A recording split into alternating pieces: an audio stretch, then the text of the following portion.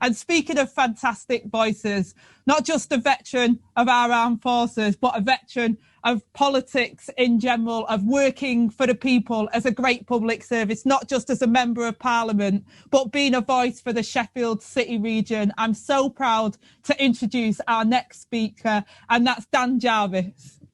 Thank you so much, Angela. Great to see you. And thank you to everyone tuning in, and to all of those, of course, who've organised this fantastic conference under really challenging conditions.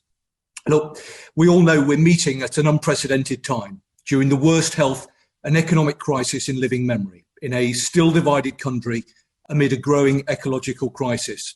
If we're going to tackle our problems, I think that we need to stand for a common good, if necessary, against the demands of the most powerful and the most wealthy. Simply put, that is why this government will ultimately never do what is needed, and why we need Labour in power at every level.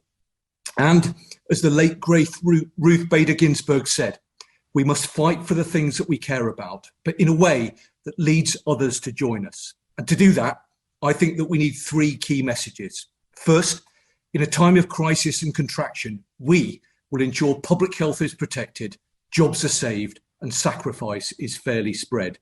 As the government squanders its credibility, we will act like a government in a time of crisis. Secondly, people don't want to return to business as usual after COVID. So our vision must address our deepest challenges. That's why here I've been working on a renewable plan for South Yorkshire and a new deal for the North, both designed to bring fundamental change to our economy and create a stronger, greener, and fairer future for all. Short term or long term, we, and it is only we, can deliver what people need to live in dignity: meaningful work, decent pay, affordable housing, and world-class public services. Finally, we need to talk about power.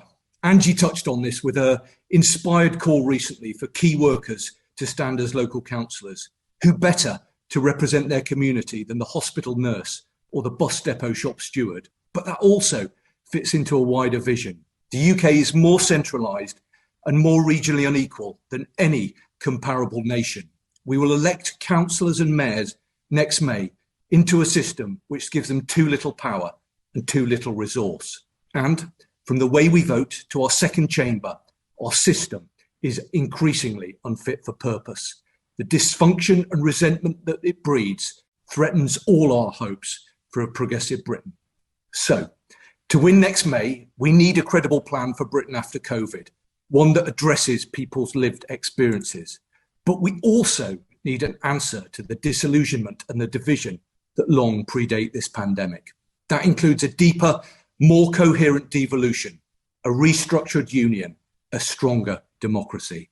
That would resonate with the electorate, but also with us and our values, because what could possibly be more Labour than bringing power to the people? In these times of crisis, we need to show that we don't just want to change outcomes, we want to change the system. So stay safe, look after one another, and let's get to work. Thank you.